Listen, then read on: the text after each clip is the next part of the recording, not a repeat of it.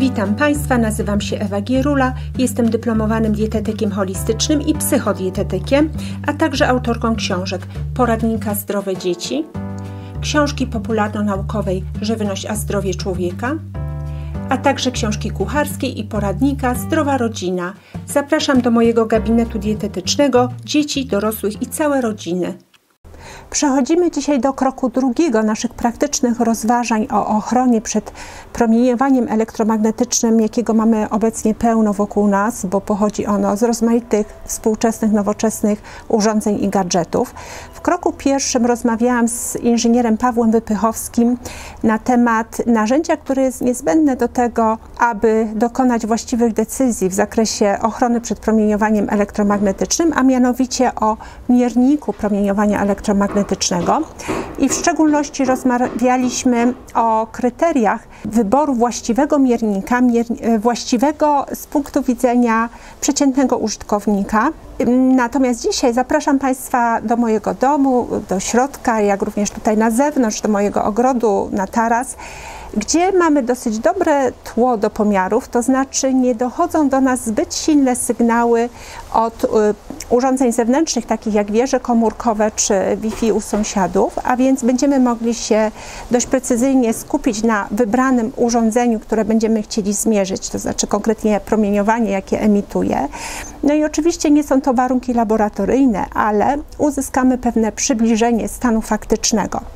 I zanim przejdziemy do pomiarów, przypomnę Państwu jeszcze normy biologiczne dla promieniowania, o których rozmawialiśmy poprzednio z Pawłem Wypychowskim i przedstawię je za chwileczkę na planszy.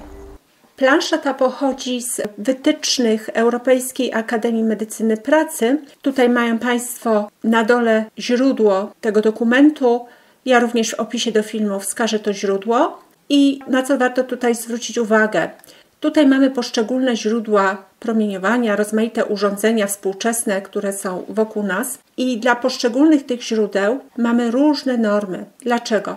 Poszczególne źródła promieniują z określoną gęstością mocy, jednak mają różny wpływ na organizm, różną aktywność biologiczną. I do źródeł o największej aktywności biologicznej należą tutaj te na dole. Jak widzimy, to na samym końcu to jest Wi-Fi, czyli dla tego źródła mamy najostrzejszą normę. Zaraz przejdziemy sobie do liczb. I tak w skrócie, żeby tutaj Państwu przedstawić, na pierwszym miejscu mamy promieniowanie radiowe. Tutaj jest najłagodniejsza norma. Następnie mamy radiotelefony służb państwowych, takich jak policja, wojsko czy straż pożarna. DVB-T to z kolei telewizja cyfrowa. Tutaj mamy GSM 2G, to jest norma tutaj na tym poziomie ustalona dla stacji bazowych i telefonów komórkowych drugiej generacji. DECT to z kolei telefony stacjonarne z bezprzewodowymi słuchawkami. Tutaj trzeba bardzo uważać, bo to są też bardzo poważne źródła promieniowania, na które nie zwracamy tak bardzo uwagi. Następnie mamy stacje bazowe telefonii komórkowej oraz odpowiadające im telefony trzeciej i czwartej generacji. To źródło tu, GPRS, to jest źródło, które możemy już pominąć, bo z tego, co dowiedziałam się z rozmowy z inżynierem Wypychowskim, to już nie jest używane. Tutaj mamy radio cyfrowe oraz coś, co nas bardzo interesuje, bo dotyczy prawie każdego domu w Polsce, to jest Wi-Fi, czyli router Wi-Fi. I skupmy się na chwilkę na stacjach bazowych i telefonach komórkowych, czyli zaznaczymy sobie tę linijkę oraz te dwie, bo tutaj te normy są takie same. 5G tutaj nie zostało ujęte, ale o tym za chwileczkę.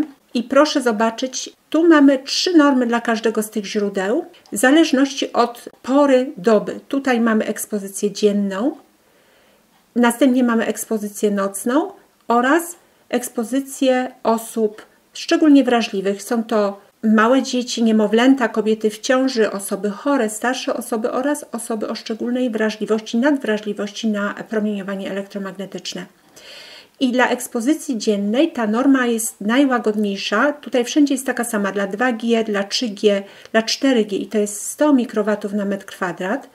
Dla ekspozycji nocnej mamy już 10 razy ostrzejszą normę i wynosi ona 10 mikrowatów na metr kwadrat, z tego względu, że w nocy potrzebujemy wyciszyć organizm, a więc również tego typu bodziec jak promieniowanie powinien być o wiele słabszy, żebyśmy się mogli odpowiednio zregenerować. No i w przypadku osób o szczególnej wrażliwości ta norma względem tej ekspozycji tutaj dziennej jest 100 razy ostrzejsza i wynosi 1 mikrowat na metr kwadrat. I jak widać, tutaj już nie ma podziału na ekspozycję dzienną i nocną, to bezwzględnie ta norma biologiczna powinna być zachowana. Natomiast to, co nas jeszcze interesuje, to Wi-Fi, najbardziej z tych wszystkich źródeł.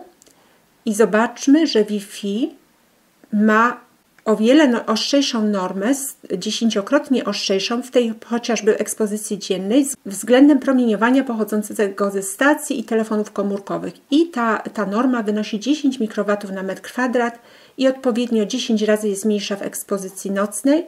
Mamy tu 1 mikrowat na metr kwadrat oraz gęstość mocy dla osób szczególnie wrażliwych w normie biologicznej 0,1 mikrowata na metr kwadrat. I teraz co to oznacza? Dla przykładu, jeżeli odczytamy na naszym mierniku, że dane źródło promieniuje z gęstością mocy powiedzmy 80 mikrowatów na metr kwadrat, to ważne jest, aby ustalić, jakie to jest źródło. Bo jeżeli to będzie stacja bazowa albo telefon komórkowy, to w ekspozycji dziennej możemy powiedzieć, że to 80 mikrowatów na metr kwadrat nie osiągnęło jeszcze normy, czyli jest względnie bezpieczne. Natomiast jeżeli będzie to promieniowanie pochodziło z Wi-Fi, no to tu już mamy do czynienia, pomimo że wynik jest taki sam, 80 mikrowatów na metr kwadrat, to w tym przypadku norma biologiczna jest przekroczona 8-krotnie. I odpowiednio oczywiście również mamy tutaj inną sytuację, jeżeli mamy do czynienia z ekspozycją nocną. Jeżeli odczyta nam licznik, że najbliższa wieża komórkowa promieniuje z gęstością mocy 80 mikrowatów na metr kwadrat, to w nocy będzie to już 8-krotne przekroczenie normy. Przy takim promieniowaniu nie zregenerujemy się właściwie. Jeśli chodzi o 5G, ono tutaj jeszcze nie zostało wprowadzone, natomiast jego aktywność biologiczna jest porównywalna z aktywnością tutaj Wi-Fi, a więc należałoby zastosować tę ostatnią normę. Jeżeli już będzie to promieniowanie, które zmierzymy, pochodziło właśnie z 5G, to 10 mikrowatów na metr kwadrat będzie dla ekspozycji dziennej, 1 mikrowat dla ekspozycji nocnej i dla osób o szczególnej wrażliwości 0,1 mikrowata na metr kwadrat. Warto te normy biologiczne mieć na uwadze, gdy będziemy dokonywać pomiarów, abyśmy mogli ocenić, czy dana norma została przekroczona, czy nie. I jeżeli została przekroczona, to jak bardzo. I zanim przejdziemy do pomiarów, chciałabym Państwu przedstawić w skrócie, jak działa ten miernik. Pod spodem mam urządzenie, które będzie silnie promieniować. Na razie ono nie promieniuje. Włączamy sobie najpierw ten miernik na funkcję wizualną i tutaj mamy światełka, które nam przedstawiają poziom promieniowania od najmniejszego, skrajnie małego, poprzez średnie, wysokie i ekstremalne. Jeżeli ekstremalne miga, to znaczy, że jest bardzo, bardzo ekstremalne. No, nie trudno to po polsku właściwie wyrazić. Możemy też oprócz tej funkcji wizualnej włączyć sobie akustyczną funkcję, czyli usłyszeć niejako to promieniowanie. O, tutaj mamy różne poziomy, możemy od najniższego dźwięku poprzez średni, poprzez dość wysoki. Teraz on jest mało słyszalny, gdyż promieniowania tak naprawdę nie ma. Ja włączę w tej chwili to urządzenie, żeby zaprezentować, jak się tutaj to zarejestruje na mierniku. Proszę zobaczyć, tutaj nam przeszły wszystkie światełka od najmniejszego do ekstremalnego, jak również usłyszeliśmy tutaj sygnalizację dźwiękową, która dała nam znać, że doszło do silnego promieniowania. I jeszcze włączę jedną funkcję, która sprawi, że będziemy więcej widzieć.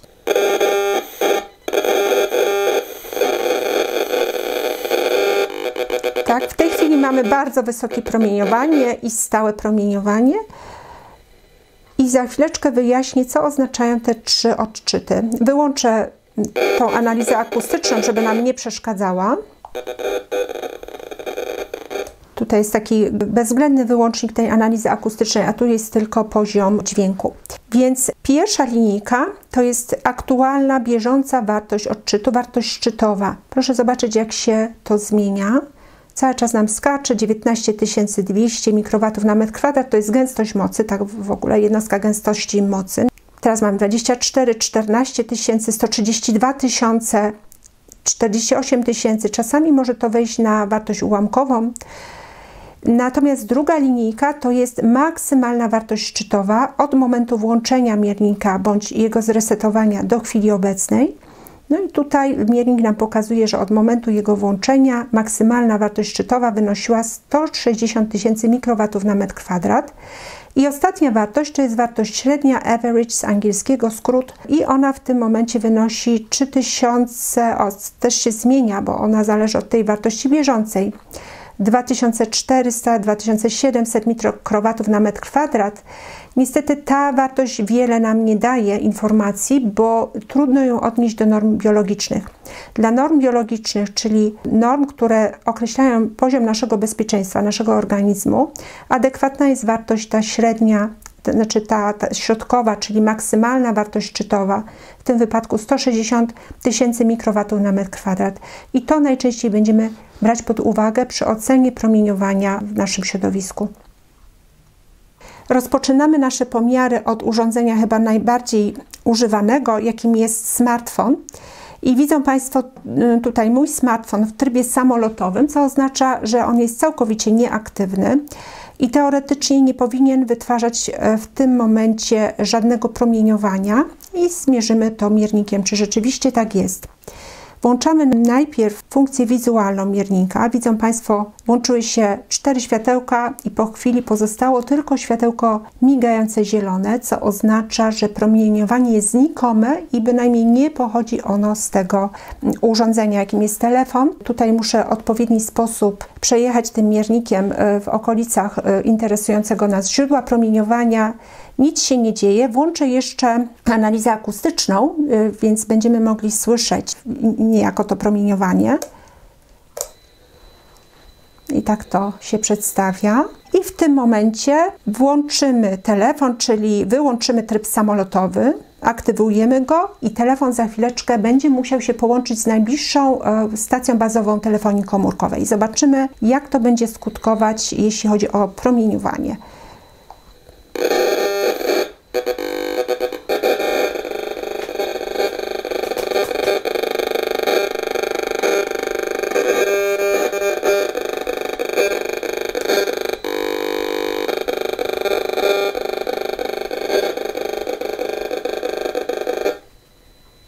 O, i teraz mogę skomentować. Przez chwilę, o, jeszcze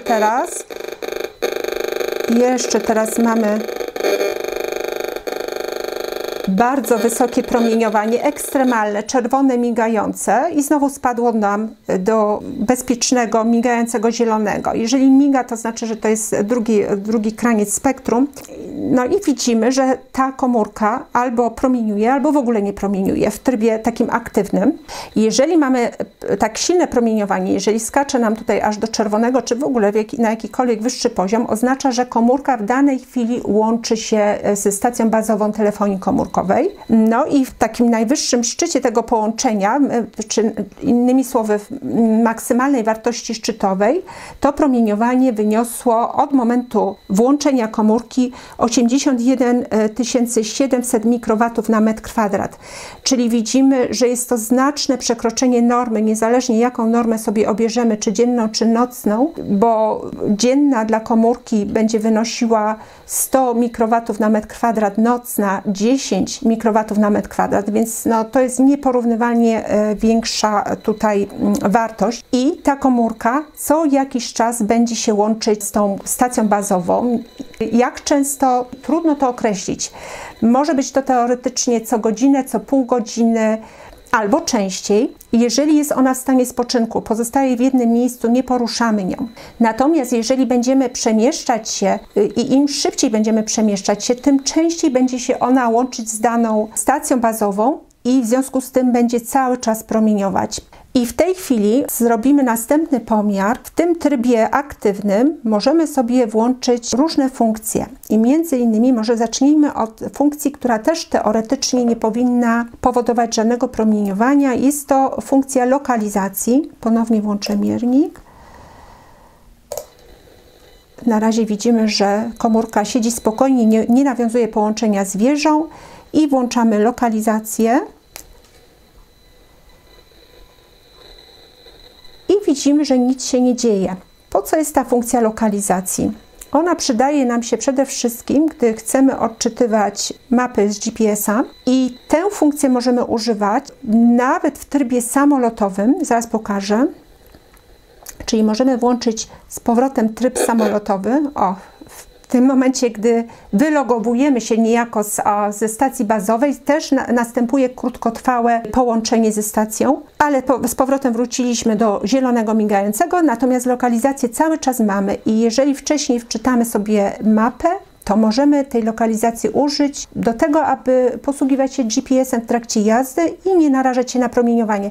Tam jest jeszcze jedna ważna kwestia, jeśli chodzi o lokalizację, mianowicie ta lokalizacja jest w dwóch różnych trybach, albo jest mniej aktywna, albo bardziej. Jeżeli jest bardziej aktywna, to wówczas może dochodzić do tego, że komórka będzie się uaktywniać przez Wi-Fi bądź Bluetooth i będzie nawiązywać połączenie i będzie promieniować. I chciałabym pokazać, ja się tego stosunkowo niedawno dowiedziałam, można sprawdzić tę lokalizację przez ustawienia, w jakim jest trybie. Tutaj sobie przechodzimy do lokalizacji, może to wyłączę na razie, żeby to nam nie przeszkadzało. I proszę zobaczyć, tutaj mamy takie miejsce jak skanowanie Wi-Fi i Bluetooth.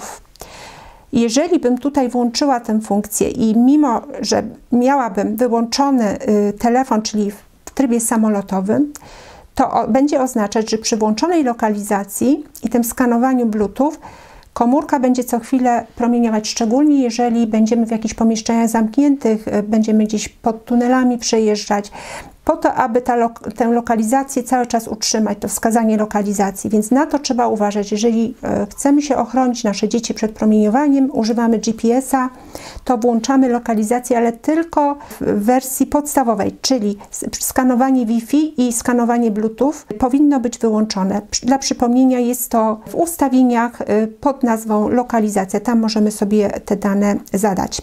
I teraz chciałam Państwu przedstawić, jak działają inne funkcje w telefonie, które są powszechnie przez nas używane, jeżeli jest on aktywny, czyli jeżeli mamy wyłączony tryb samolotowy. Przede wszystkim możemy sprawdzić funkcję transmisji danych, za chwileczkę ją nacisnę. Ta funkcja służy nam do tego, abyśmy mogli korzystać z internetu przez smartfon, przez naszą komórkę.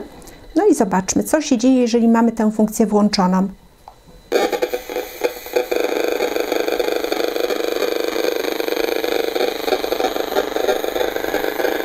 Widzimy, że telefon bardzo mocno promieniuje i promieniuje non-stop. Cały czas ja wyłączę tą analizę akustyczną, żebym była lepiej słyszalna. Natomiast cały czas mamy tutaj ten pomiar. Proszę zobaczyć, tutaj to oddziaływanie telefonu nie ustaje w zakresie promieniowania, tak jak w przypadku włączenia czy wyłączenia trybu samolotowego, czyli w momencie, jak uaktywniamy komórkę, to promieniowanie trwa przez może 30 sekund i potem się wyłącza i potem po jakimś czasie dopiero się uruchamia komórka na moment. Natomiast jeżeli mamy transmisję danych, którą większość ludzi ma włączoną, dlatego że non-stop korzystamy z internetu przez smartfony, więc cały czas ta komórka nam promieniuje. Jeżeli ją trzymamy gdzieś w kieszeni, w torebce, blisko ciała, to cały czas mamy przy sobie niejako antenę porównywalną być może to dzisiaj podsumujemy sobie do stacji bazowej telefonii komórkowej, porównamy te promieniowanie, jakie ono jest, jeśli chodzi o stację w odpowiedniej odległości, a jakie tutaj mamy. No tutaj wartość szczytowa, czy maksymalna wartość szczytowa wynosi 65 400 mikrowatów na metr kwadrat. Olbrzymie promieniowanie, jak na naszą odporność biologiczną, trwające non-stop, czyli wniosek jest taki, pierwsze co zrobić, ograniczyć korzystanie z internetu przez smartfon albo całkowicie z tego zrezygnować i wyłączyć transmisję danych. Wyłączyłam transmisję danych, proszę zobaczyć, mamy znowu zielony migający. Następna funkcja, z jakiej często korzystamy, czy mamy wręcz non-stop włączoną w naszym telefonie, często nie wiedząc o tym, bo okazuje się, że wielu ludzi w ogóle nie zdaje sobie sprawy, co mają w telefonie, co mogą uruchomić, a co nie. Następną tą funkcją jest funkcja Wi-Fi. I teraz pokażę Państwu, co się stanie, gdy włączymy funkcję Wi-Fi. Włączymy sobie analizę akustyczną.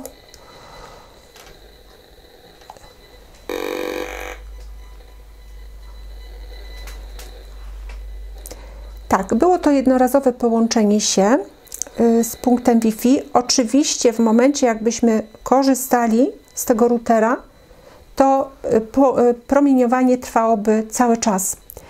Tutaj mamy wartość szczytową, o, teraz znowu połączyło się. Maksymalną wartość szczytową mamy 6230 mikrowatów na metr kwadrat, więc absolutnie nie ma mowy o bezpiecznym poziomie promieniowania w tym wypadku. No i tak jak mówię, u nas Wi-Fi jest w tym momencie wyłączone, nie korzystamy z tego Wi-Fi, więc telefon wchodzi w taki tryb spokojnego, tylko od czasu do czasu z Wi-Fi się łączy. Natomiast gdybyśmy z niego korzystali, to promieniowanie cały czas by tutaj szło i to byłoby bardzo silne promieniowanie. I w tym momencie wyłączymy Wi-Fi. O, tutaj nie powoduje to wyłączenie żadnego skoku.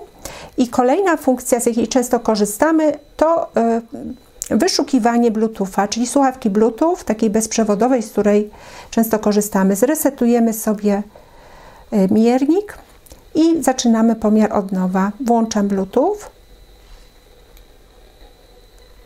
Na chwileczkę skoczyło.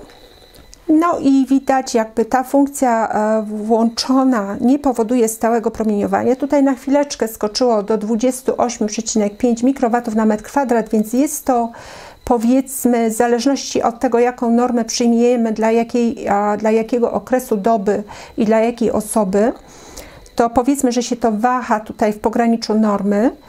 Natomiast w momencie, jeżeli byśmy z tego Bluetootha korzystali, to promieniowanie szłoby cały czas i byłoby znacznie wyższe. Ale to jest też do zmierzenia. Nie będę dzisiaj wszystkiego prezentować, bo ten filmik byłby bardzo skomplikowany. Chciałabym tylko zasygnalizować najważniejsze sprawy. Teraz ponownie mamy przed oczami moją komórkę w trybie aktywnym z wyłączonymi funkcjami Wi-Fi, Bluetooth, transmisji danych i lokalizacji. Za chwilę ktoś do mnie zadzwoni i chciałam Państwu pokazać, jakiego promieniowania możemy się spodziewać tuż przed usłyszeniem dzwonka, w trakcie dzwonka i później w trakcie rozmowy.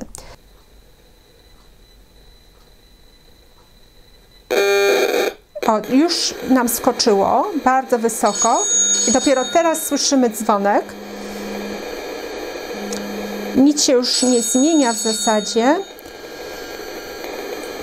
O, cześć. Cześć. Pozostań na linii. Patrzymy się, czy coś się jeszcze zmienia. Tutaj mamy bieżącą wartość, która się cały czas zmienia. 3000, 5000, ponad 3000, ponad 5000, ponad 4. Natomiast ta wartość maksymalna szczytowa pozostaje w zasadzie z tego momentu tuż sprzed dzwonka, czyli 26 800 mikrowatów na metr kwadrat. No i teraz się rozłączę, żeby zobaczyć, czy coś się zmieni w tym zakresie. Tak, w momencie rozłączania się, kończenia rozmowy znowu skacze nam ta bieżąca wartość. Ona nie przekracza tej maksymalnej, ale proszę zobaczyć, 19 000 w porywach, 8, 9. Proszę zobaczyć, jak to długo trwa po zakończeniu rozmowy. Czyli nie wystarczy samo odłożenie czy naciśnięcie guziczka zakończenia rozmowy. Musimy jeszcze odczekać z pół minuty, aż to promieniowanie ustąpi. I w tej chwili chciałabym Państwu jeszcze pokazać, co się dzieje, gdy otrzymujemy SMS.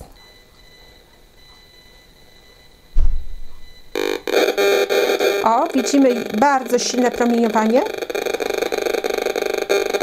I dopiero teraz przyszedł SMS. Natomiast to promieniowanie skoczyło nam jeszcze przed otrzymaniem samego SMS-a. No i jakiś czas po nim trwa. W tej chwili jest łagodne, w zasadzie całkowicie bezpieczne. Maksymalna wartość szczytowa 32 300 mikrowatów na metr kwadrat z jednego zwykłego SMS-a. I w tej chwili jeszcze chciałabym sprawdzić, jakiego promieniowania mogę się spodziewać w momencie, gdy do kogoś dzwonię.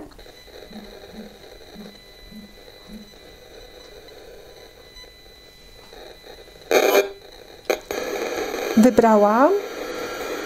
Jeszcze nie słyszę, ale tu mamy cały czas silne promieniowanie 4500. No cześć. No cześć. I widzimy, że w trakcie rozmowy to promieniowanie się nie zmienia. Ono jest takie już jak w momencie wybierania rozmowy. W tej chwili troszeczkę skoczyło. Mamy 5690, 5590. Cały czas się to zmienia. Ciężko tutaj zmierzyć. Rozłączam się. Bardzo silnie skacze w momencie rozłączenia się, czyli podobnie jak przy przychodzącej rozmowie. I bardzo długo po zakończeniu, stosunkowo długo po zakończeniu rozmowy trwa to promieniowanie. Wartość szczytowa 23 500 mikrowatów na metr kwadrat, to znaczy maksymalna wartość szczytowa. I jeszcze ostatnia rzecz, wyślę w tej chwili SMS-a, zresetowałam miernik. W tej chwili naciskam guzik SMS-a, wysyłam go.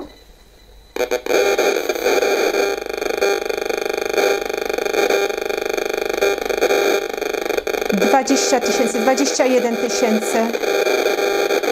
i dość długo to trwa.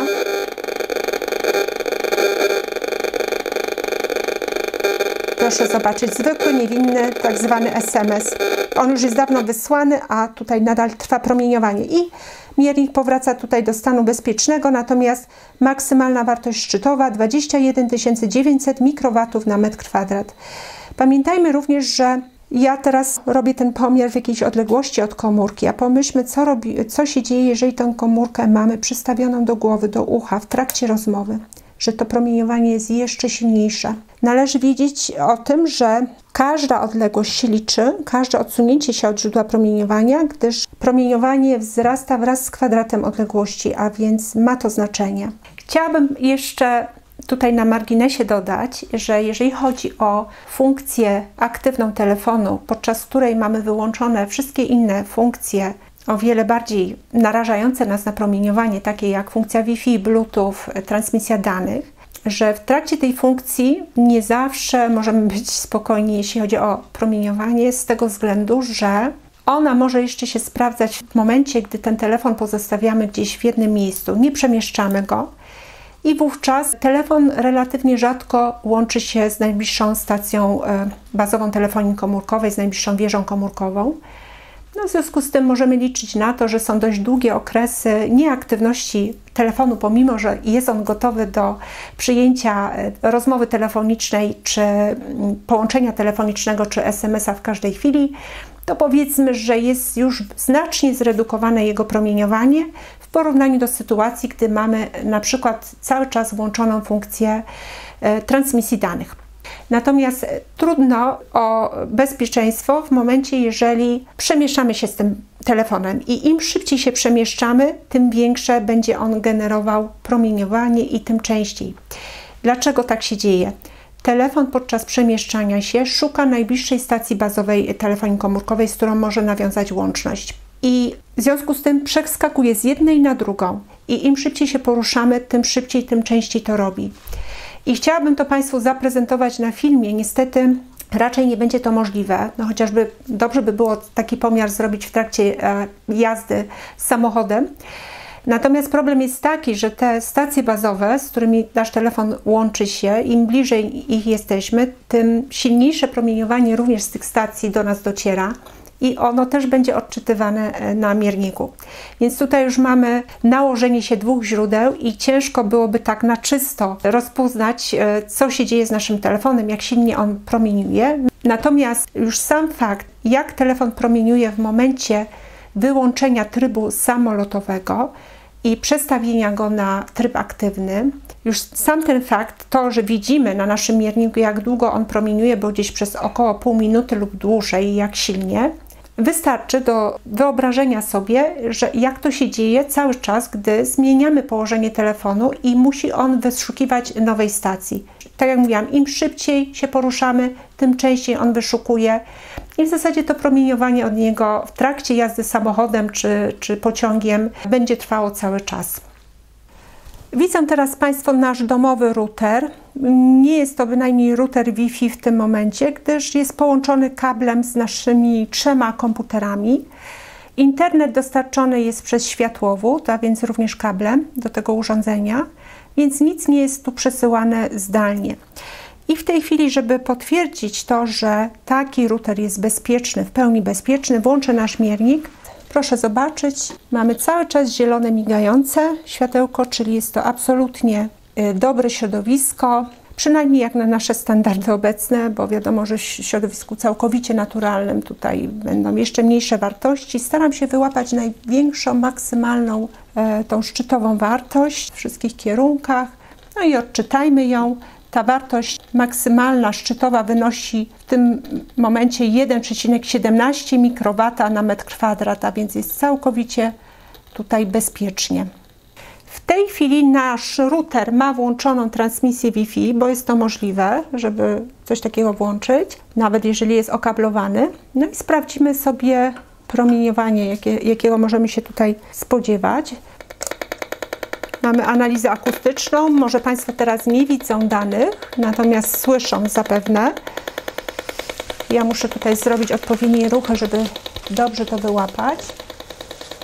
W tej chwili jest to tylko router, natomiast nikt nie korzysta, nie robi transmisji w tym momencie, nie korzysta z tego przesyłu przy komputerze. I złapaliśmy wartość szczytową w dosyć bliskiej odległości od tego urządzenia i wynosi ona 2,5 miliona mikrowata na metr kwadrat. Nie wiem, czy to dobrze widać na ekranie. Mam nadzieję, że tak. Proszę Państwa, to jest olbrzymia wartość, olbrzymia moc biologiczna, niewyobrażalnie duża. O wiele większa od tego, czego doświadczamy ze stacji bazowych telefonii komórkowej w takiej odległości przeciętnej, powiedzmy najbliższego domu, najbliższej szkoły od stacji. I niestety w większości naszych domów te routery Wi-Fi są zainstalowane, bo wiem to, bo robię wywiady z ludźmi, z moimi pacjentami i w zasadzie jeszcze nie spotkałam domu, w którym nie byłoby routera Wi-Fi. W domach mieszkamy my, całe rodziny, nasze dzieci, które chorują, my sami. No i mamy taką olbrzymią wieżę komórkową, w cudzysłowie oczywiście, czyli źródło promieniowania w naszych własnych domach na własne życzenie. I myślę, że to jest coś, od czego w pierwszym rzędzie należy zacząć, jeżeli chcemy ograniczać promieniowanie, czyli pozbyć się routera Wi-Fi, zainstalować sobie router z okablowaniem. Nie jest to trudne, nie jest to drogie rozwiązanie, a wręcz lepsze, bo łatwiej, z tego co wiem, przesyłane są dane, lepiej, kolokwialnie mówiąc, chodzi internet. I chciałabym jeszcze dodać, że na razie mamy tutaj do czynienia z jednostronnym promieniowaniem, a w momencie, jeżeli zaczynamy korzystać z Wi-Fi przy naszym urządzeniu odbiorczym, czyli na przykład przy komputerze czy przy komórce, to urządzenie dodatkowo zaczyna promieniować w związku z przesyłem danych i wtedy te oddziaływania się sumują, czyli to promieniowanie jest jeszcze większe. Ale myślę, że to 2,5 miliona jest i tak już maksymalne możliwe, jakie możemy sobie wyobrazić w naszym domu, więc nie trzeba już udowadniać tego, już nie będziemy robić tutaj kolejnej prezentacji, jak to promieniowanie się zwiększa jeszcze w momencie, gdy skorzystamy z urządzenia końcowego. To wystarczy. A teraz pokażę Państwu, co się dzieje w odległości około metra od uruchomionego Wi-Fi w naszym routerze.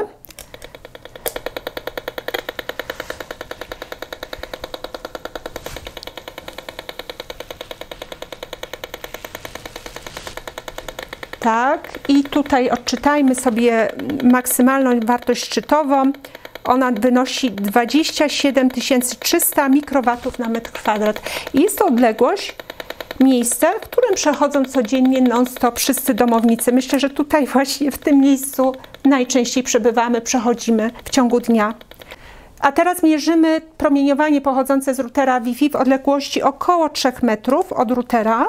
Nie robię tego najprawdopodobniej zupełnie fachowo, tylko tak, na ile zdążyłam się nauczyć od fachowców. I oczywiście nie są to pomiary laboratoryjne, ale mamy pewne przybliżenie, wyobrażenie. Na pewno są tutaj też odbicia różne. I maksymalna wartość szczytowa 6820 mikrowatów na metr kwadrat. W tym momencie jesteśmy w pokoju mojego dziecka i w odległości około 5 metrów od routera, cały czas z włączoną funkcją Wi-Fi. Włączamy miernik. Proszę zobaczyć, analiza akustyczna tutaj Państwu już daje znać, że nadal to promieniowanie jest odczuwalne, chociaż już nie jest ekstremalne, jest średnie i chwilami wysokie. Złapałam w tym miejscu maksymalną wartość szczytową 698 mikrowatów na metr kwadrat. Taka jest gęstość mocy. Oczywiście jest to wartość o wiele niższa już niż tam bliżej routera. To, co mówiłam, każde oddalenie się ma znaczenie, co jest szczególnie ważną informacją dla osób, które mieszkają w bloku i które są skazane na sąsiedztwo mieszkań z zainstalowanym Wi-Fi.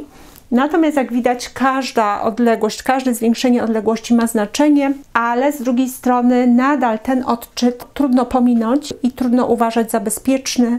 On stanowczo przekracza limity biologiczne, a w szczególności limity dla dzieci i limity nocne. Pokazuję Państwu teraz kolejne urządzenia, z których możemy spodziewać się jakiegoś promieniowania. Urządzenia, po których może większość z nas nie spodziewałaby się, że mogą stanowić jakieś źródło zagrożenia. I w tym momencie jesteśmy przy moim miejscu pracy, biurku, klawiaturze z przewodem. Tutaj jest przewód oraz z myszką z przewodem. I zobaczymy, czy takie urządzenia stanowią jakieś zagrożenie w zakresie promieniowania. Tak jak już wspominałam na początku filmu, nie mamy tutaj zewnętrznych, raczej jakichś znaczących źródeł, które mogłyby nam zakłócać ten pomiar. I w tej chwili jeszcze sprawdzę, bo promieniowanie jest naprawdę znikome, ale zobaczymy, co się dzieje, jeżeli coś wykonuję na klawiaturze, czy coś się zmienia. W zasadzie za bardzo to nie rzutuje. I tak samo wykorzystam myszkę do pracy, nic się nie zmienia. Więc z tych dwóch urządzeń tutaj maksymalna wartość szczytowa wynosi 1,49 mikrowata na metr kwadrat, a więc jest to całkowicie bezpieczne środowisko pracy. I za chwileczkę zobaczymy, czy tak samo jest w przypadku bezprzewodowej klawiatury i bezprzewodowej myszki. A teraz mają Państwo przed oczami klawiaturę bezprzewodową i myszkę bezprzewodową. Zmierzmy sobie poziom promieniowania, tutaj w pobliżu myszki. Mierzymy to łącznie, gdyż najczęściej ten zestaw mamy razem. Oczywiście warto by było też zmierzyć osobno, jeżeli ktoś by chciał zaspokoić swoją ciekawość, osobno samą bezprzewodową myszkę w odizolowaniu od klawiatury bezprzewodowej. I w tym momencie, jeżeli ich nie używamy, to tutaj wartość szczytowa wyszła nam 9090 mikrowatów na metr kwadrat. A spróbujmy jeszcze dokonać jakiejś operacji użyć po prostu tej klawiatury. Proszę zobaczyć, w momencie, jeżeli tutaj coś robię, to momentalnie uruchamia nam się ta bieżąca wartość, wzrasta bardzo wysoko, aż do ekstremalnego poziomu. Czyli widzimy, że wpływa to na takie bieżące promieniowanie, które momentami jest bardzo wysokie, natomiast już nie przekroczyło nam tej pierwotnej maksymalnej wartości szczytowej ponad 9000 mikrowatów na metr kwadrat. I spójrzmy jeszcze, jak się zachowa myszka, gdy jej używamy. Słychać już po dźwięku, że wskakuje nam tutaj ekstremalne promieniowanie. Cały czas jest wysokie, to bieżące, prawda? Czyli nie tylko takie chwilowe raz na jakiś czas, ale bieżące mamy bardzo wysokie, bo tutaj jest 4000, 3000, ponad 4000 w tym momencie. Weszło 7000, ponad 7000, no natomiast 8000 chwilowo. Także pewnie jakbym jeszcze troszeczkę tutaj postała i pokręciła tym miernikiem, to by przekroczyło tą wartość maksymalną szczytową 9090. No niemniej jest to i tak bardzo wysoka wartość. I pomyślmy teraz, że z takich urządzeń większość nas współcześnie korzysta w pracy, w swoich biurach. I warto się zastanowić, jak tego typu urządzenia bezprzewodowe, do których również należy smartfon, które mają bezpośrednią styczność z naszymi dłońmi, wpływają na te dłonie, na nasze ręce. W obliczu tego, że współcześnie coraz więcej osób skarży się na rozmaite problemy z rękoma, tutaj w obrębie nadgarstków, palców, obserwuje się rozmaite objawy i między innymi ludzie skarżą się na takie zjawisko jak cieśń nadgarstka, czy objaw Raynauda. Dotyczy to również dzieci, młodzieży. Jest to bardzo zastanawiające. Oczywiście nie chciałabym tutaj jednoznacznie stwierdzać, że tak, na pewno przez te urządzenia powodowane są te problemy, natomiast te problemy niewątpliwie związane są z przepływem prądów przez nasze dłonie, bo to nawet bada się później medycznie, właśnie w diagnostyce sprawdza się te przepływy, żeby stwierdzić, co się dzieje, jeżeli występuje tam jakiś ból, jakieś nieprzyjemne odczucie. Więc ja stawiam po prostu hipotezę, którą warto by było zbadać głębiej, czy jest jakiś związek między urządzeniami bezprzewodowymi emitującymi znaczące promieniowanie, z którymi mamy bezpośrednią styczność poprzez dłonie, a właśnie tymi objawami. Pokazuję Państwu teraz tablet, który w tej chwili nie jest używany, ale sprawdźmy sobie, czy nie promieniuje. Teraz po uruchomieniu skoczyła nam chwilowo wartość 23 100 mikrowatów na metr kwadrat, a więc bardzo duża. Jakby tak w takim bieżącym odczycie nie mamy tutaj żadnego zagrożenia, natomiast ta chwilowa wartość jest bardzo niepokojąca, bo pytanie, jak często mamy do czynienia z takim wzrostem. Dobrze, i może spróbujmy coś na tym tablecie zrobić. Jak widzimy, przy pewnych jakichś operacjach, gdy coś tutaj na nim manipulujemy, chwilowo wzrasta nam do ekstremalnego, czyli to jest takie nieciągłe zagrożenie, ale chwilowe i to bardzo mocne. W tej chwili wartość szczytowa wynosi 32 900. W tym momencie coś się zadziało znowu.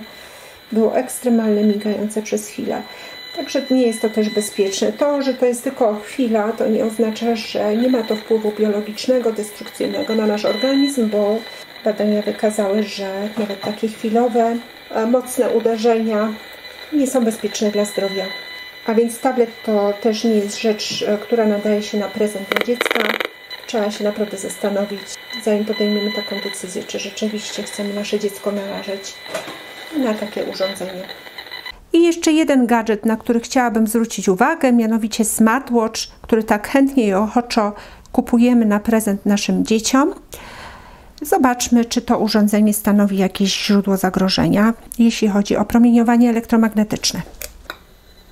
Tutaj widzimy już po kolorach, że chwilowo wchodzi nam to promieniowanie na zakres światła pomarańczowego, czyli wysokiego. Nie jest to tak duże promieniowanie jak w przypadku innych urządzeń. Jak na razie, patrzymy, co się tutaj dzieje. Chcę wychwycić wartość szczytową. Natomiast jest to bardzo znaczące, jeżeli mamy na uwadze szczególnie dzieci. Wartość maksymalna szczytowa wynosi w tym momencie 480 mikrowatów na metr kwadrat. Natomiast warto jeszcze zbadać, z drugiej strony zmierzyć to urządzenie, z tej strony, z której styka się bezpośrednio ze skórą naszego nadgarstka. Oj, proszę zobaczyć, co nam tutaj wskakuje.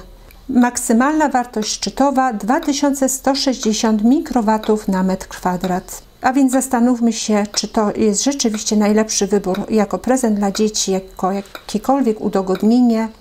Myślę, że jest o wiele więcej ciekawych rzeczy, które możemy podarować naszym dzieciom, czy sobie samym nawet. W tej chwili znajdujemy się w naszym samochodzie. W samochodzie, w którym nie powinno nic promieniować, ponieważ to, co promieniowało niegdyś, to była funkcja Bluetooth, wyłapywania Bluetootha. I ja zorientowałam się dopiero, gdy nabyłam miernik, że coś jest nie tak w tym samochodzie, że skądś tutaj pochodzi promieniowanie. I mojemu mężowi udało się to zdezaktywować. I teraz w zasadzie nie powinno być problemu. Nie ma żadnego promieniowania tutaj ze środka. W tej chwili mamy wszystkie okna pozamykane, więc samochód w takim stanie działa troszeczkę jak klatka Faradaya, choć nie do końca jest szczelny. No i zmierzmy sobie, mamy teraz zielono, tutaj wprawdzie troszeczkę ta wartość szczytowa nam przekroczyła ten próg normy 10 mikrowatów na metr kwadrat, taki umowny, bo wiadomo, że on jest różny dla różnych urządzeń i dla różnych pór dnia czy doby.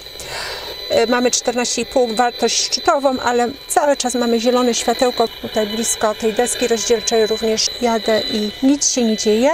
I w tej chwili uruchom samochód. Tak, i w zasadzie też nic się tutaj nie dzieje po uruchomieniu. Dalej mamy w zasadzie zielone światełko, a wartość szczytowa nieznacznie nam skoczyła do 15,3. W tej chwili mamy już aktywnego Bluetootha w samochodzie. Samochód jest całkowicie wyłączony. Włączymy miernik. Widzimy, że promieniowanie nie jest jakieś znaczące. Przekroczyło wprawdzie 10 mikrowatów na metr kwadrat, ale niewiele i nadal mamy zielone światełko, nie mrugające, ale jednak zielone. No i teraz prosiłabym Cię o uruchomienie samochodu.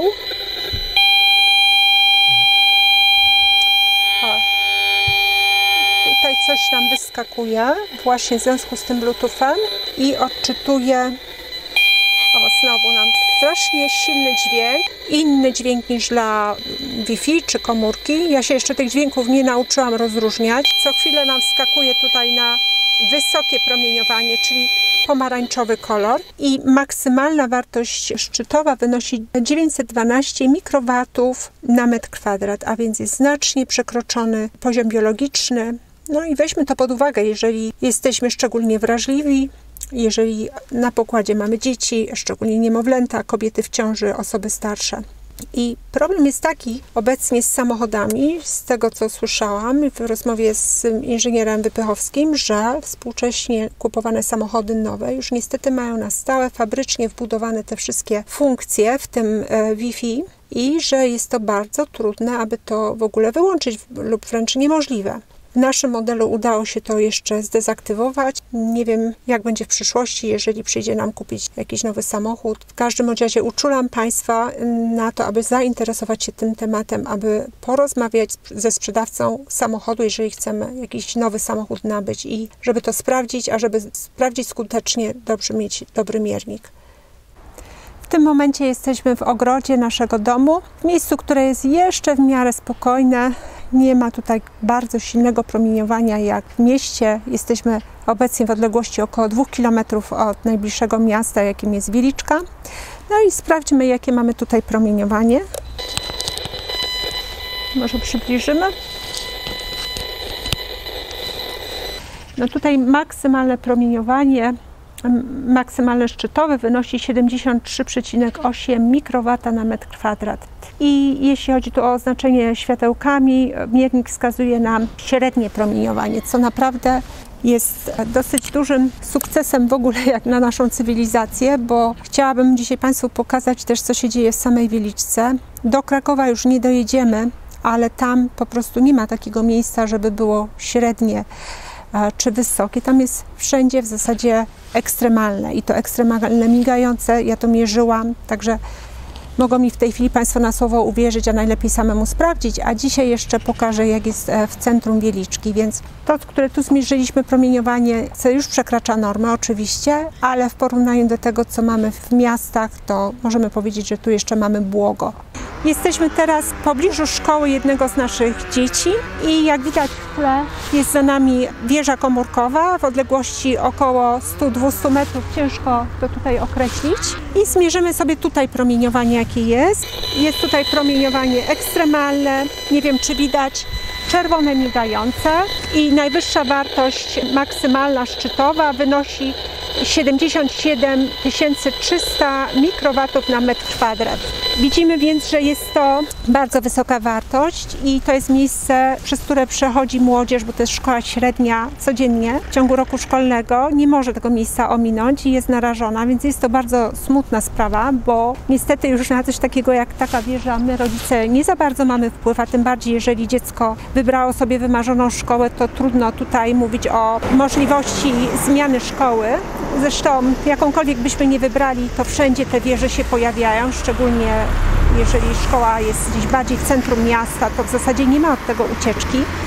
Więc widzimy, że nasze dzieci są skazane w ciągu doby na taką ekspozycję. No ale cóż, zawsze jeśli chodzi o taką kwestię jak stacja bazowa w pobliżu szkoły, jakakolwiek antena, warto zacząć rozmowy z dyrekcją, z innymi rodzicami, niezależnie od tego, jakie są szanse na pozytywne rezultaty takiego działania. Natomiast to, co zdecydowanie możemy zrobić, to ograniczyć promieniowanie, na jakie jest wyeksponowane nasze dziecko w ciągu doby, czyli przede wszystkim zwrócić uwagę na to, co mamy w domu, co myślę, że już wykazałam. Obecnie znajdujemy się w samym centrum Wieliczki, na rynku w Wieliczce. Sprawdzimy sobie tutaj poziom promieniowania. Jak słychać, jest bardzo wysoki. Mam teraz czerwone światełko. Obejdziemy sobie dookoła, zmierzymy.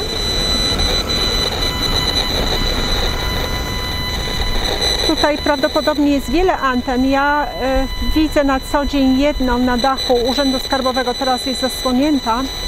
To jest coś, co dostrzegam, ale podejrzewam, że tutaj jest znacznie więcej źródeł, bo widzę, gdy obracam się, to ten poziom wzrasta zupełnie z innego kierunku. No i teraz odczytamy sobie maksymalną wartość szczytową. Więc maksymalna wartość szczytowa wynosi 10 500 mikrowatów na metr kwadrat. A więc jesteśmy w pięknym miejscu, takim jak większość polskich miast masz, w tej starej części na rynku. I z bólem serca zawsze stwierdzam, bo to samo stwierdzam w Krakowie, że jest tu bardzo wysoki poziom promieniowania, że nie jest to już takie miejsce, do którego tak jak dawniej mogę sobie swobodnie i beztrosko przyjść po prostu dla przyjemności. No, gdyż mam świadomość, jak to wpływa na zdrowie. Ja jestem osobą, wydaje się, szczególnie wrażliwą, bo reaguję bólem głowy. Nawet nagranie na potrzeby tego filmu powodują, że się gorzej czuję. I jest to kwestia powtarzalna i wiem, że jest wiele takich osób, może nie jest ich większość, ale jest sporo. I na pewno taką nadwrażliwość mogą wykazywać małe dzieci, a my nigdy nie będziemy wiedzieć dlaczego się źle czują, dlaczego chorują, dlaczego są marudne. No i to jest coś smutnego, że już takie miejsca już nie są przyjemnymi miejscami, szczególnie jak mamy tą świadomość, a nawet jak jej nie mamy, no to mogą powodować złe samopoczucie. I to, do czego Państwa zachęcam, już niestety to wykracza poza ramy moich możliwości czasowych i organizacyjnych, to wyprawa do większego miasta, do takiego jak na przykład Kraków czy Warszawa. Tam jest mnóstwo wszędzie anten, one są widoczne gołym okiem. I do zmierzenia promieniowania w tamtym miejscu, ja już to robiłam na potrzeby prywatne i to promieniowanie w Krakowie w zasadzie wszędzie jest ekstremalne, migające czerwone światełko. To samo jest wewnątrz galerii handlowych. Także zachęcam Państwa do tych odkryć może nieprzyjemnych, ale bardzo potrzebnych, abyśmy mogli się skutecznie ochronić, szczególnie jeżeli widzimy, że coś się z nami dzieje, czy z naszymi dziećmi, że nie funkcjonujemy zdrowo, że lekarze nie potrafią odnaleźć prawdziwej przyczyny problemu, chociażby chronicznego zmęczenia, częstych bólów głowy i innych tego typu dolegliwości. Przedstawiam teraz Państwu mapę stacji bazowych telefonii komórkowej. Mapa ta jest bardzo ważnym narzędziem ochrony przed promieniowaniem elektromagnetycznym, szczególnie w przypadku osób, które planują przeprowadzkę i zastanawiają się, gdzie zamieszkać, w jakiej lokalizacji. Mapę można odnaleźć na stronie beta.btsearch.pl. Ja zresztą jeszcze podam ten adres w opisie do filmu. Więc od czego zaczynamy? Przede wszystkim wybieramy sobie miejsce, które nas interesuje i powiedzmy, że będzie to miasto Kraków, jedno z większych miast w Polsce. I żeby zobaczyć tę stację, należy mapę nieco powiększyć. I jeszcze raz. O. Zobaczmy, jak wiele tutaj jest stacji bazowych. One przedstawione są w postaci kolorowych baloników. I każdy kolor odpowiada innemu operatorowi. Opis tych kolorów i odpowiadających im operatorów znajdziemy w rozwinięciu. Teraz nie będziemy tutaj w to wchodzić. No jeszcze raz może zrobię cofnięcie tej mapy tak, żeby zniknęły nam te baloniki, żebyśmy zobaczyli, o jakie miejsce chodzi. Chodzi o Kraków. Tych baloników jest tak dużo, że nazwa jest zasłonięta i to zagęszczenie dotyczy samego centrum Krakowa, jak i jego obrzeży. No i świadczy o tym, że jest tam bardzo duże promieniowanie, co zresztą potwierdza pomiar dokonany miernikiem. Ja takich pomiarów w Krakowie dokonywałam kilkakrotnie i w zasadzie nie mogłam znaleźć miejsca, gdzie promieniowanie miałoby poziom średni czy wysoki. Tam przede wszystkim jest promieniowanie ekstremalne i to oznaczone kolorem czerwonym migającym, czyli takie ekstremalne, nie wiem jak to wyrazić, po prostu niewyobrażalnie duże. Natomiast co tutaj jeszcze widzimy, że poza granicami miasta już mamy więcej takich pustych przestrzeni, gdzie promieniowanie jest mniejsze i to też można stwierdzić miernikiem. Czasami nawet to promieniowanie osiąga poziom zielony, czyli w granicach normy biologicznej i są to miejsca jeszcze, gdzie całkiem dobrze możemy się czuć. I spójrzmy jeszcze na miasto Wieliczkę, w pobliżu którego mieszkam. I tutaj, żeby zobaczyć, ile jest tych stacji bazowych w samej Wieliczce, też trzeba dokonać pewnego powiększenia. O, i tutaj już widzimy wszystkie stacje. Jest ich oczywiście znacznie mniej niż w Krakowie, mniejsze zagęszczenie, ale i tak wystarczające do tego, aby poziom promieniowania był ekstremalny. Również świeci się nam czerwone światełko i czasami miga. I tak jak w przypadku Krakowa, poza granicami Wieliczki mamy sporo takich przestrzeni pustych jak tutaj. Im bardziej na południe, na wschód skierujemy się w tereny bardziej takie pagórkowate i wiejskie. Tutaj dobrze by było się osiedlić, jeżeli by ktoś planował akurat w tym miejscu. Oczywiście nigdy nie będziemy mieli pewności, czy w pobliżu naszego domu nie powstanie jakaś wieża, ale tym należy się interesować, cały czas utrzymywać kontakt z władzami gminnymi i takie informacje można zdobyć i jeżeli dowiemy się o tym, że jest coś planowane, to w porę przeciwdziałać. Nie jest to łatwa sprawa, ale też nie całkowicie beznadziejna. Sama doświadczyłam takiej sytuacji, gdzie rzeczywiście skutecznie można było przeciwdziałać budowie stacji bazowej. Możemy jeszcze spojrzeć na Warszawę, jak tam sytuacja wygląda. Tutaj mamy Warszawę, powiększamy mapę. O, i już widać zagęszczenie. Jeszcze bardziej możemy tutaj powiększyć. No i sytuacja podobnie jak w Krakowie. Natomiast jeżeli ktoś z Warszawy chciałby uciec od tego elektrosmogu, to tu proponuję kierunek północno-wschodni. Tutaj widzimy rezerwat, więc tutaj jest pusto, no ale wiadomo, trudno osiedlać się w rezerwacie. Ale są takie miejsca, im bardziej na północ i wschód, tym mniej tych stacji i tam rzeczywiście można znaleźć miejsca, gdzie będziemy mieli promieniowanie, które nie przekracza granicy normy biologicznej. Przedstawiam Państwu teraz wszystkie wyniki moich dzisiejszych pomiarów w formie tabeli. W środkowej kolumnie mamy przedstawioną maksymalną wartość szczytową i właśnie tę daną z tego względu, że to maksymalna wartość szczytowa jest brana pod uwagę przy ustalaniu norm biologicznych. I zanim pochylimy się nad samymi liczbami, chciałabym jeszcze raz zaznaczyć, że te wyniki nie są dokładnym odzwierciedleniem rzeczywistości, gdyż nie działałam w warunkach laboratoryjnych i z pewnością mieliśmy mnóstwo odbić promieniowania, mnóstwo blokad tego promieniowania w pomieszczeniach, w których to promieniowanie mierzyliśmy, a nawet na przestrzeniach otwartych. Także jest to tylko pewne przybliżenie. Z drugiej strony nie chodzi o to, żeby mieć w 100% dokładne wyniki, ale żeby orientować się mniej więcej, gdzie mamy do czynienia z poważnym promieniowaniem, a gdzie mamy warunki w miarę stabilne dla organizmu i gdzie jest bezpiecznie, bo to jest dla nas najważniejszy cel, aby to rozgraniczyć i ewentualnie podjąć jakieś kroki, aby to nasze promieniowanie zmniejszyć w naszym otoczeniu, wiedząc skąd ono pochodzi. Przyjrzyjmy się teraz pierwszemu wynikowi. To jest promieniowanie pochodzące ze smartfona aktywnego z wyłączonymi funkcjami Wi-Fi, transmisji danych i Bluetootha, przy okazji też lokalizacji, ale o lokalizacji już mówiliśmy, że jeżeli jest ona prawidłowo włączona, to w zasadzie nie powinna nam dawać żadnych efektów promieniowania. I tutaj jaki to jest charakter promieniowania w opisie? Jest to promieniowanie ekstremalne chwilowe, poza tym promieniowanie jest niskie i nie przekraczające normy biologicznej. Czyli ten wynik 81 700 dotyczy tylko chwili, powiedzmy około 30 sekund, w momencie gdy smartfon łączy się z najbliższą wieżą komórkową i później smartfon, jeżeli nie jest używany, jeżeli nie dostajemy żadnego SMS-a, nie wykonujemy żadnej rozmowy, nie wysyłamy SMS-a, no to wtedy ten smartfon jest w zasadzie obojętny, nie promieniuje. I czy w związku z tym możemy powiedzieć, że takie chwilowe, ekstremalne uaktywnienie się tego urządzenia jest bezpieczne?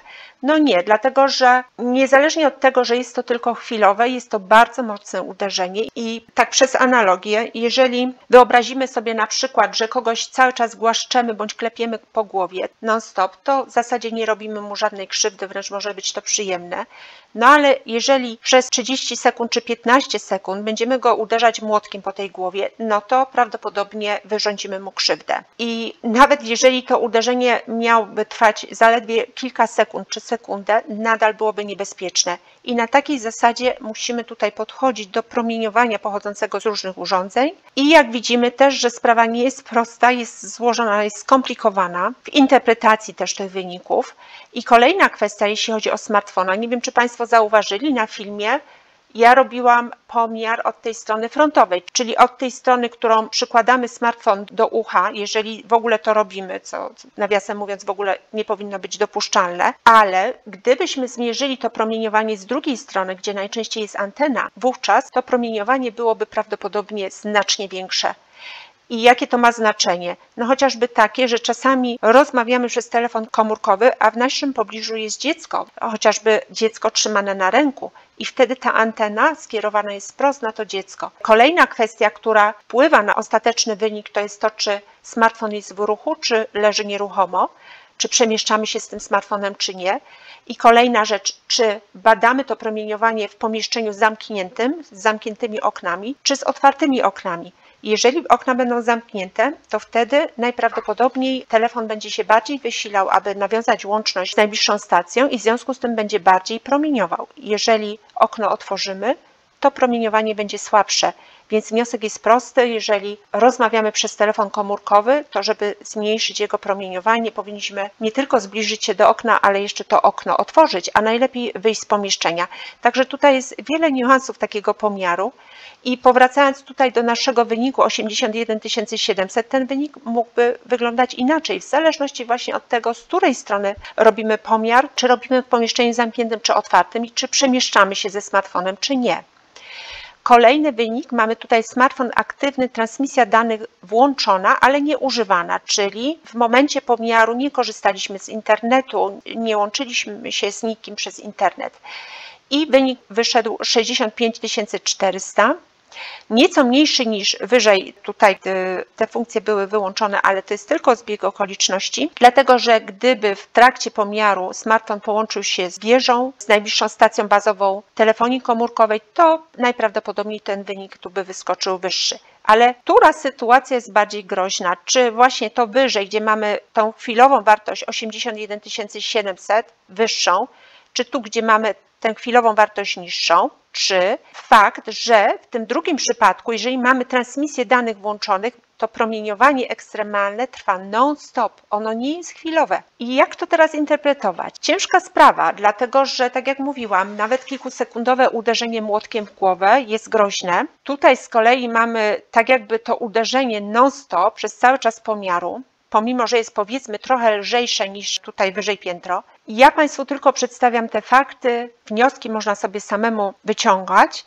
I jeszcze jedna rzecz, że tutaj jest różnica około 16 000 mikrowatów na metr kwadrat. Wydawałoby się, że duża różnica, ale przy takiej skali promieniowania, przy takim poziomie, to już nie ma większego znaczenia dla nas, czy to jest 81 000 czy 65, dlatego że i tak jest to bardzo mocne uderzenie.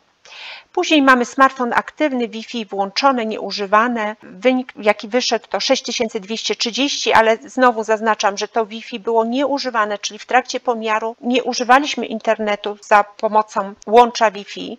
I w związku z tym znowu możemy się tutaj spodziewać, że ten wynik byłby znacznie wyższy w momencie używania smartfona w celu połączenia się z internetem przez Wi-Fi. I jaki jest charakter tego promieniowania? Jest to promieniowanie ekstremalne chwilowe, poza tym promieniowanie niskie, nie przekraczające normy biologicznej. Wydaje się znowu, że tutaj ten wynik jest znacznie mniejszy niż powiedzmy w tym pierwszym przypadku, ale i tak jest to bardzo poważne, to 6230 jest bardzo dużym przekroczeniem normy biologicznej.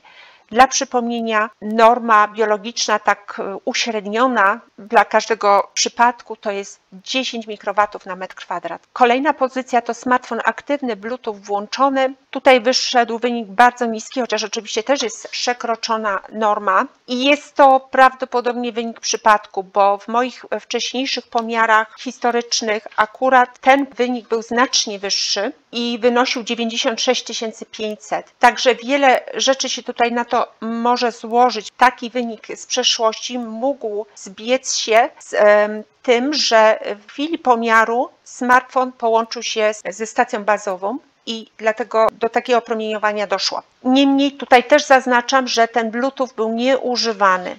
I jaki jest charakter tego promieniowania? Promieniowanie średnie i chwilowe, przez większość czasu pomiaru promieniowanie niskie, nie przekraczające normy biologicznej w okresie niełączenia się komórki ze stacją bazową. I jest jeszcze jedna kwestia, że promieniuje również to urządzenie, które wkładamy do ucha, czyli ta słuchawka Bluetooth. Tego nie mierzyliśmy, a warto by było również to zmierzyć, gdyż to nie tylko przykładamy do ucha, ale wręcz wkładamy w nie, więc w trakcie używania Bluetootha warto by było również tę słuchawkę zmierzyć. Kolejna pozycja, smartfon aktywny, rozmowa przychodząca i następna, kolejne 4 w zasadzie pozycje są bardzo podobne, czyli mamy SMS przychodzący, rozmowa wychodząca i SMS wychodzący. I tutaj te wszystkie wyniki są bardzo poważne, bo ponad 26 000, ponad 32, 23, 21 i w każdym z tych przypadków mamy promieniowanie ekstremalne non-stop. Czyli tu nie jest to chwilowe, tylko cały czas trwa. Przez cały czas trwania rozmowy, czy przez czas przychodzenia SMS-a, zanim go jeszcze usłyszymy i chwilę po jego otrzymaniu. Na różowo zaznaczyłam najwyższy wynik, jaki dzisiaj odnotowaliśmy. To było promieniowanie z routera Wi-Fi. Pomiar tuż przy urządzeniu. Otrzymaliśmy wynik 2,5 miliona mikrowatów na metr kwadrat, czyli 2,5 W. Promieniowanie ekstremalne non-stop. Ten wynik być może byłby jeszcze większy, ale mój miernik i jego możliwość wyświetlania kończy się właśnie na cyfrze 2500 mikrowatów na metr kwadrat. Być może, że było tu nawet wyższe promieniowanie, ale to już jest mało istotne. Wynik jest tak olbrzymi, że tutaj już nie ma znaczenia, czy mamy 1 milion czy 2,5 miliona. Organizm jest tak samo obciążony. Tutaj z kolei możemy zrobić taką analogię, powiedzmy, czy wynik 500 000 mikrowatów, a 2,5 miliona mikrowatów, czy tu jest jakaś różnica? No to jest taka różnica jak pomiędzy tym, że jesteśmy przejechani przez ciężarówkę w jednym przypadku, a w drugim jesteśmy przejechani przez czołg. Wiadomo, że czołg jest znacznie większym kalibrem, ale czy to ma znaczenie w wyniku ostatecznym? Pozostawię to pytanie retorycznym. Dalej mamy pomiar router Wi-Fi w odległości około 1 metra. Już tutaj widać, że jest znacznie mniejsze promieniowanie niż przy routerze.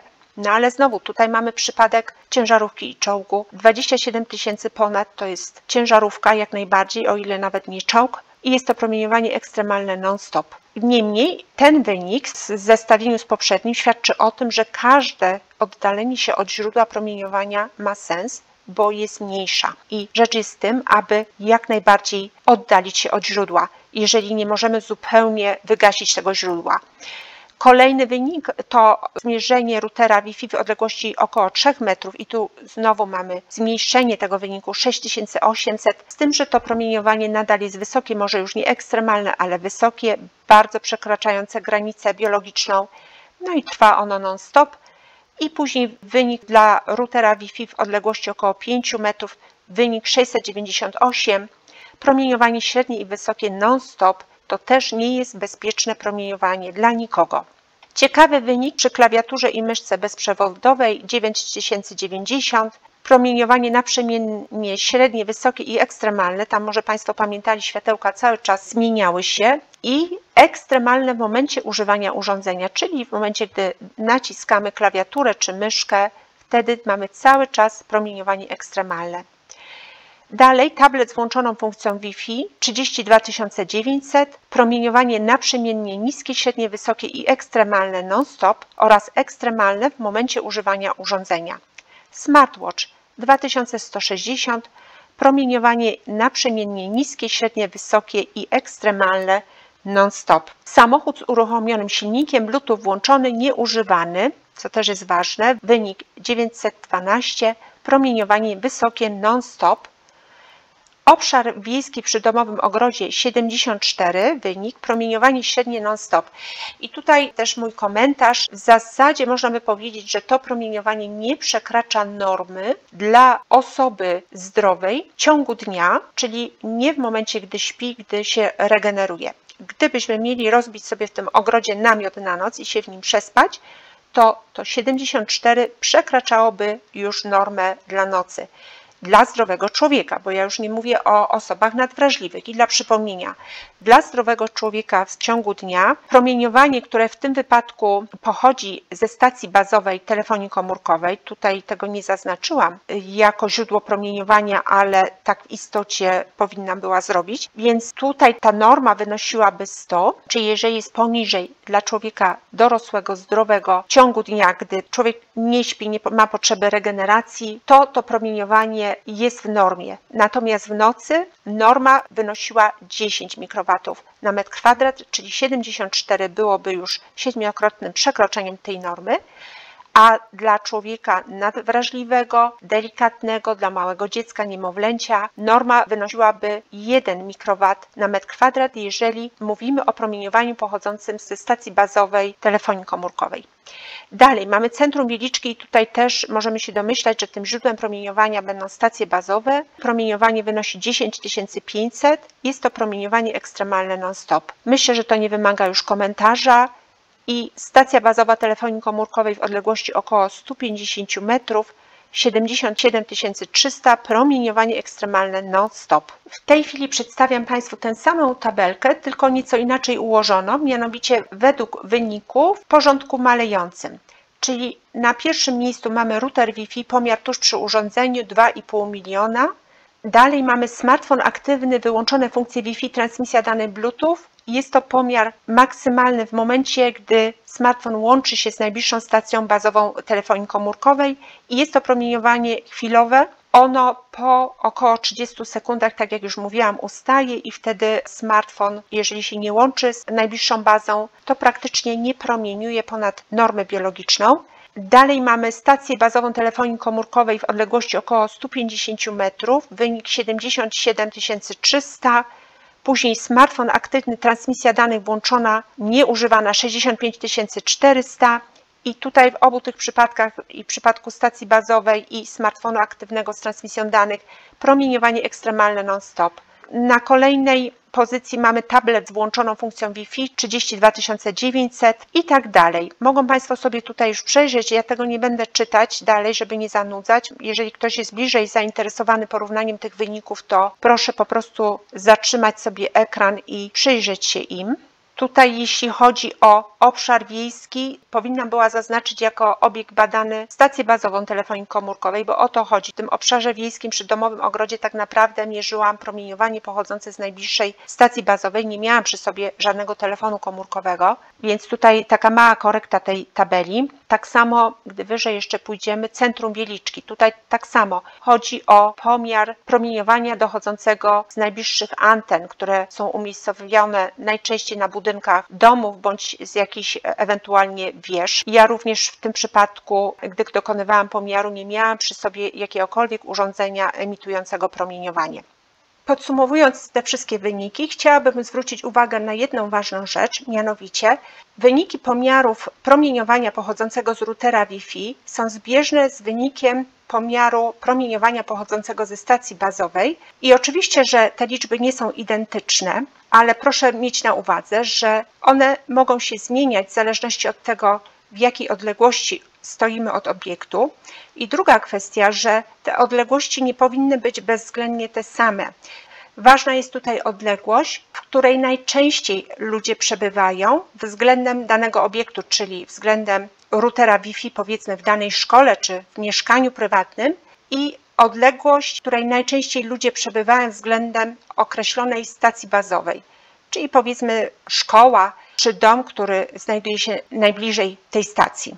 I problem polega na tym, że świadomość społeczeństwa jest niewystarczająca w tym względzie, mianowicie sporo osób ma już tę świadomość, że promieniowanie pochodzące ze stacji bazowych, najczęściej w postaci wież bądź anten zainstalowanych gdzieś na budynkach domów, nie jest bezpieczne i ludzie otwarcie protestują. Nie jest to już taki temat tabu i wiele osób korzystających powszechnie codziennie z bezprzewodowych urządzeń jawnie przeciwstawia się stawianiu wież, stacji bazowych czy po prostu anten w pobliżu miejsca ich zamieszkania czy pracy.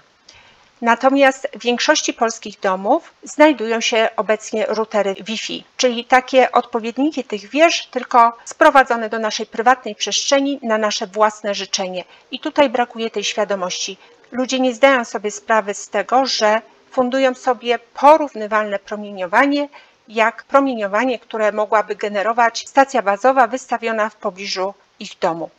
Jaki możemy wniosek wyciągnąć z tego wszystkiego, z tych wszystkich dzisiejszych pomiarów i z ich podsumowania? To zestawienie wyników, ich konkretnych liczb i ustawienie ich w kolejności, takiej jak tutaj je zaprezentowałam, ma znaczenie bardziej poznawcze. Natomiast jeżeli chodzi o nasze zdrowie, znaczenie mają przede wszystkim graniczne normy biologiczne. Czyli tak jak mówiłam, w pewnych przypadkach będzie to 100 mikrowatów na metr kwadrat, w innych 10, jeszcze w innych 1, a jeszcze w innych 0,1 mikrowata na metr kwadrat. To Państwu też już przedstawiałam, więc z tym zestawieniem przede wszystkim powinniśmy działać i miernik wykorzystać do tego, żeby rozgraniczyć miejsca, w których promieniowanie nie przekracza nam konkretnych norm ustalonych dla konkretnych osób o konkretnej porze dnia, i ewentualnie do tego, aby ograniczyć promieniowanie w odpowiedni sposób, bo gdy wiemy już, jak poszczególne urządzenia promieniują i co można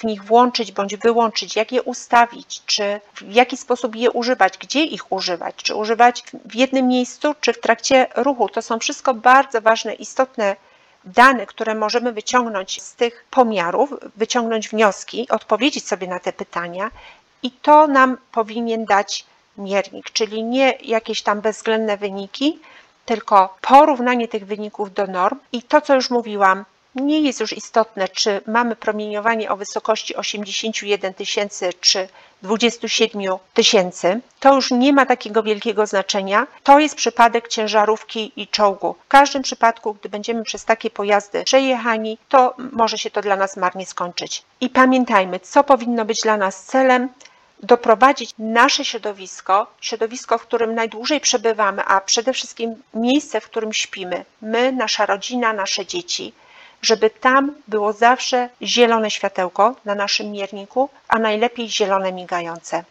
Mam nadzieję, że cała ta dzisiejsza prezentacja okaże się przydatna, praktyczna. Jeżeli ktoś z Państwa będzie miał jakieś wątpliwości, zapraszam do zadawania pytań w komentarzach. Dziękuję za uwagę.